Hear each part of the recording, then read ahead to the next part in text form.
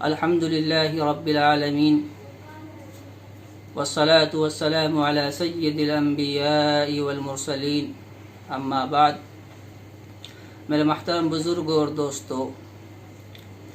کل ہم نے بات کی تھی اس بارے میں کہ شب قدر کی اہمیت، شب قدر کی فضیلت کیا ہے، اور پھر اس سلسلے میں کہ شب قدر کون سی رات ہے۔ آج ہم بات کریں گے کہ کیا شب قدر سے متعلق رسول اللہ صلی اللہ علیہ وسلم نے کوئی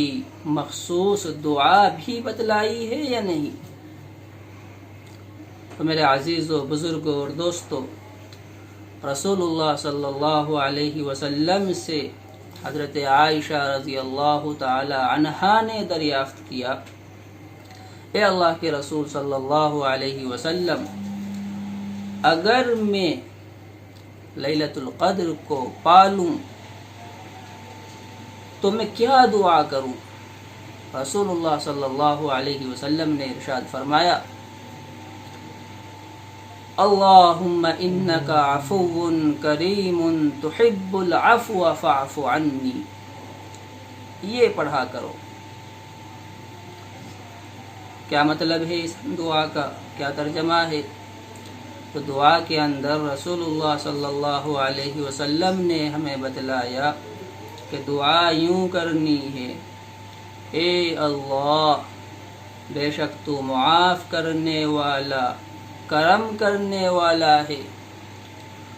اور معاف فرمانے کو تو پسند بھی فرماتا ہے، تو اے اللہ میری بھی مغفرت فرما دے، مجھے بھی معاف کر دے۔ تو یہ دعا رسول اللہ صلی اللہ علیہ وسلم نے حضرت عائشہ کے واسطے سے ہم اپنے امتیوں کو بتلائی ہے، لہذا ہمیں چاہیے کہ ہم بھی اس دعا کو یاد کر لیں، اور دعا کو یاد کر کے کل کی رات 23 کی رات ہے جو کہ طاق راتوں میں ہے،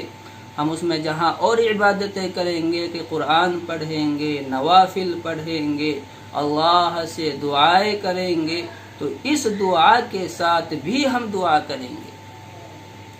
اب یہ ضروری نہیں کہ بس یہی دعا کرتے رہے، یہ مخصوص دعا ہے۔ آپ دوسری دعائیں جو اپنی ضرورتوں کی ہیں وہ دعائیں بھی کر سکتے ہیں، جیسا کہ اس وقت یہ کرونا کی وبا پھیلی ہوئی ہے، ساری دنیا اس سے پریشان ہے، تو اللہ کی یہ معاف کرنے کی جو رات اللہ نے ہمیں عطا کی ہے، اگر ہم اس رات میں اللہ سے دعا کریں گے، اے اللہ ہم سے یہ جو وبا پھیلی ہوئی ہے کرونا وائرس کی، یا اللہ ہم سے اسے دور فرما دے،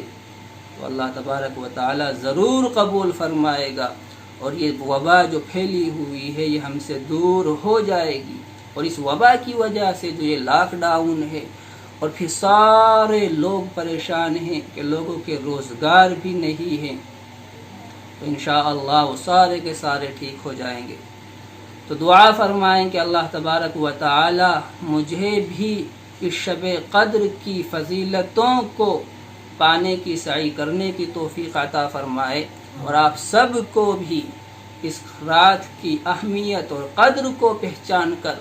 اس رات کو اچھی طرح سے عبادتوں میں خوب اللہ کے سامنے رو کر گڑ گڑا کر گزارنے کی توفیق عطا فرمائے۔